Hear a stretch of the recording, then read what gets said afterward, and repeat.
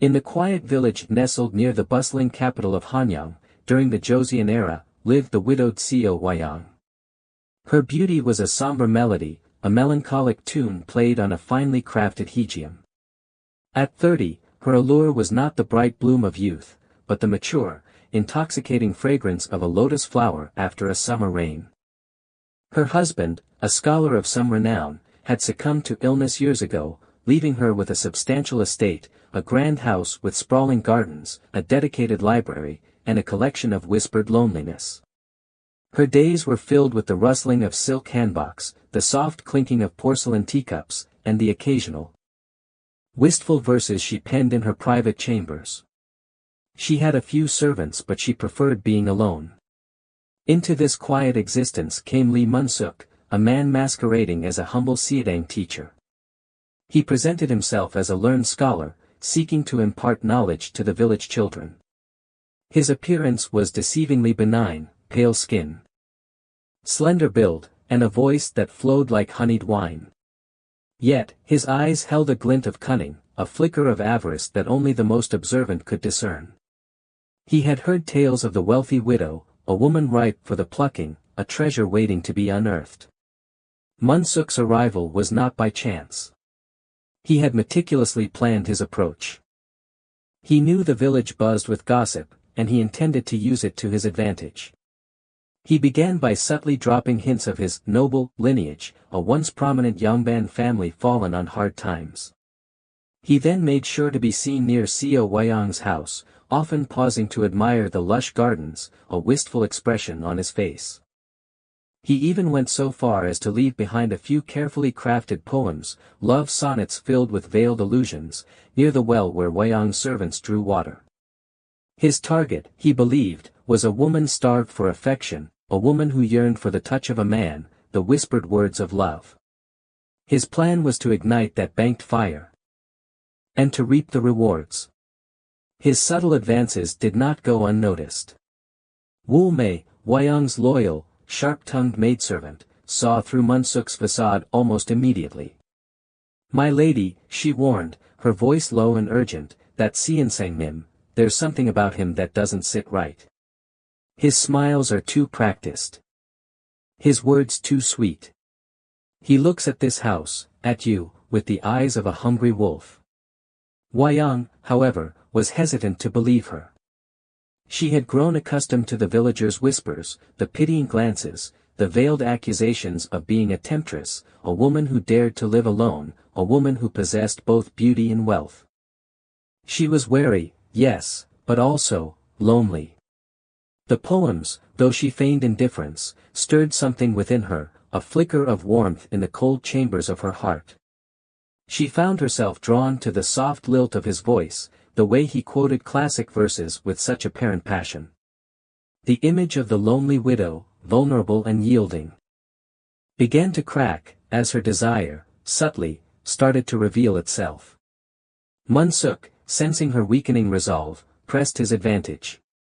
He began to visit the house more frequently, ostensibly to discuss the progress of the village children, but his true purpose was always evident in his lingering gazes, his carefully chosen words, his seemingly accidental brushes against her hand.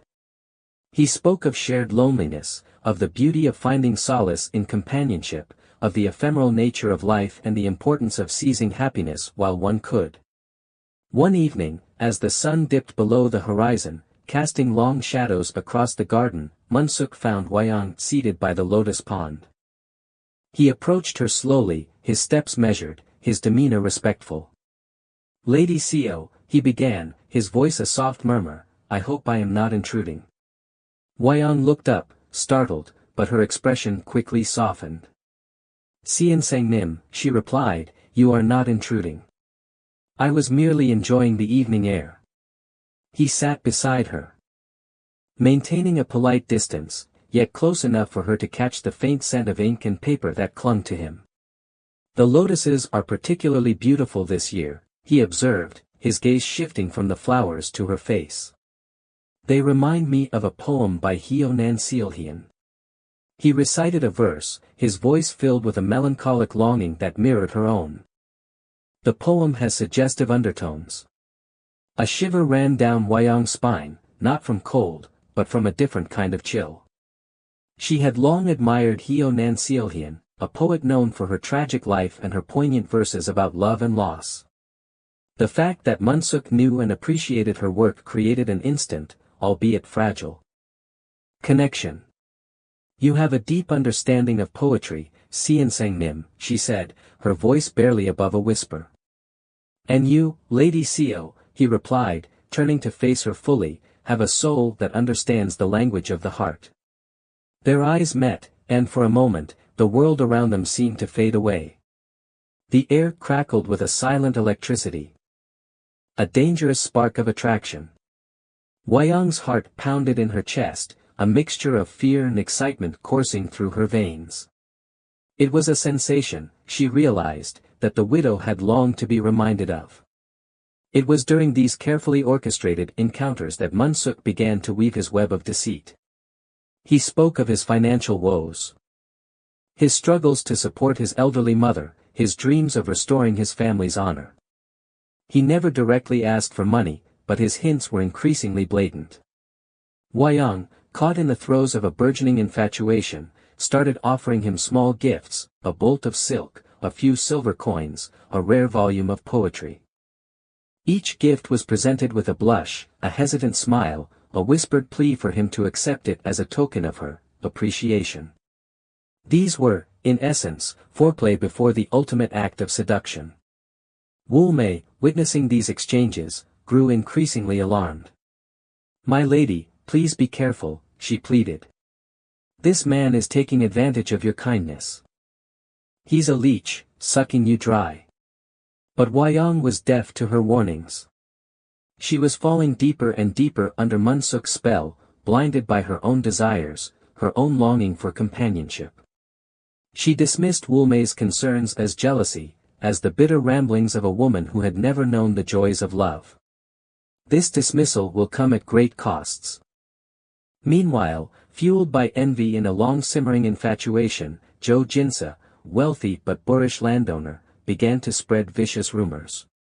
He had long desired Wayang, but she had always rebuffed his advances, deeming him unworthy of her attention. Now, seeing her seemingly enthralled by a mere teacher, his jealousy turned into a burning desire for revenge. He started whispering in the marketplace, in the taverns, in the ears of anyone who would listen. "Have you heard about the widow Seo?" he'd say, his voice dripping with malice. "She's taken a lover, a young Seonsang-nim who's barely out of his teens. They say he's living in her house, sharing her bed, spending her fortune." The rumors spread like wildfire, fueled by the villagers' inherent fascination with scandal and their resentment of Wayang's wealth and independence. Soon, the whispers turned into open accusations, the pitying glances into scornful stares. Wayang, once respected, was now ostracized, her reputation tarnished by the malicious gossip. Munsuk, far from being dismayed, was delighted. This was exactly what he had planned. The more isolated Wayang became, the more reliant she would be on him, the easier it would be to manipulate her. He even encouraged the rumors, dropping subtle hints about his close relationship with the widow, fueling the fires of speculation. He would often leave her house in the morning with his gat askew, his clothes slightly disheveled, a smug smile playing on his lips. One day, Munsuk, with the help of some unsavory acquaintances, staged a fake adultery scene. He arranged for a few men to catch him and Wayang in a compromising position, fully clothed. Of course, but close enough to appear scandalous to the casual observer. The witnesses were carefully chosen, known gossips who would spread the story far and wide. The staged scene was the final nail in the coffin. The village erupted in outrage. Wayang was branded a harlot, a disgrace to her late husband's memory. The pressure mounted, and soon, Munsuk, feigning righteous indignation, made his move.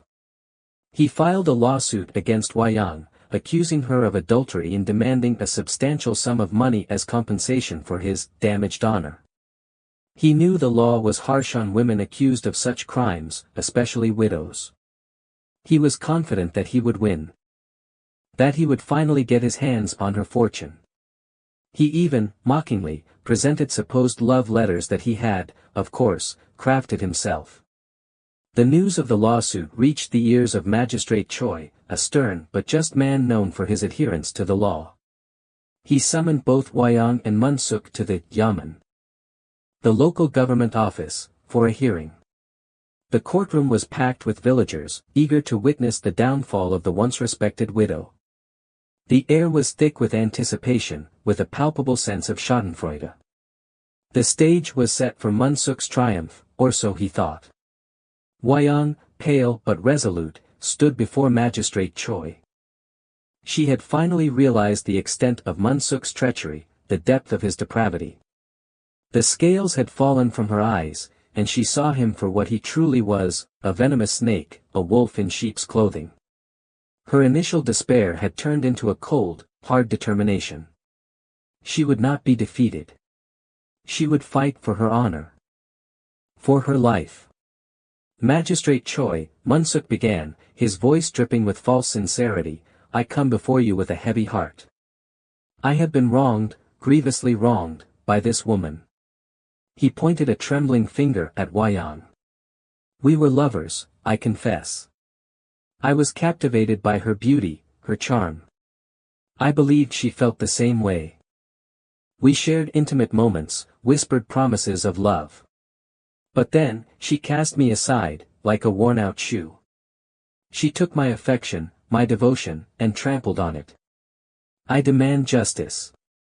I demand compensation for the pain she has caused me. The crowd murmured, their eyes fixed on Hwayong. She stood tall, her head held high. Her gaze unwavering. Magistrate Choi, she said, her voice clear and strong, this man is a liar. He is a fraud, a swindler. He wormed his way into my life, preying on my vulnerability, my loneliness. He fabricated this entire story to steal my fortune. Do you have proof, Lady Co? Magistrate Choi asked, his voice neutral. I do, she replied. This man claims to have been my lover, to have shared my bed.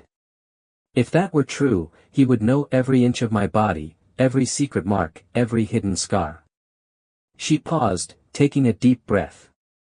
I have a large burn scar on my lower abdomen, a childhood injury. If he is truly my lover, he will know of it. Munsuk, emboldened by the crowd's support and his own arrogance, smirked. Of course, I know of it, he exclaimed. It's a large, unsightly scar, impossible to miss. I remember tracing it with my fingers, asking her how she got it. She told me she was burned by a hot brazier when she was a child. Hwayong allowed a faint smile to play on her lips. Magistrate Choi, she said, I ask you to dismiss the court officials. I wish to speak to you in private.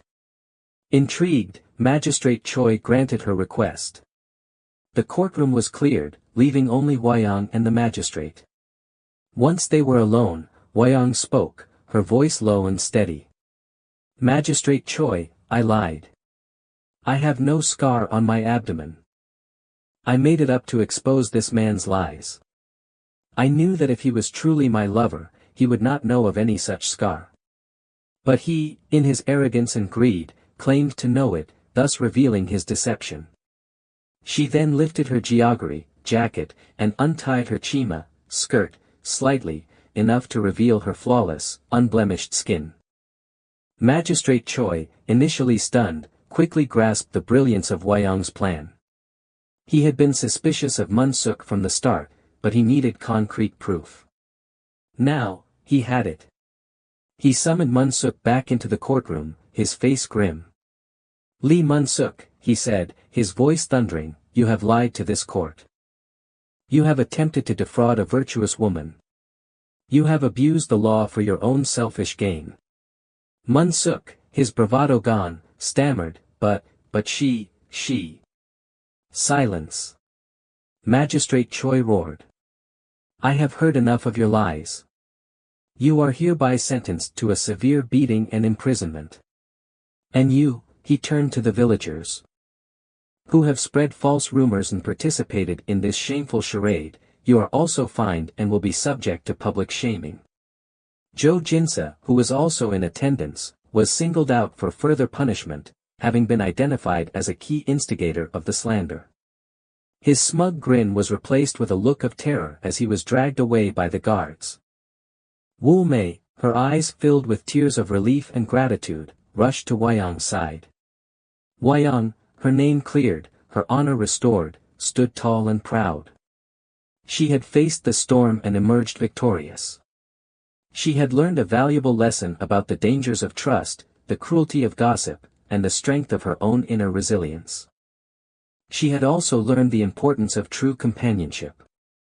The story doesn't detail what happens to her later, but she is stronger after this saga. The story of the cunning widow and the deceitful scholar became a legend in the village, a cautionary tale whispered from generation to generation. It served as a reminder that appearances can be deceiving, that truth will always prevail, and that even in the darkest of times, a woman's wit and courage can overcome the greatest of obstacles, even in the face of societal prejudice and the machinations of wicked men. The enhanced sensuality served as a critical factor, adding an element that led to the resolution.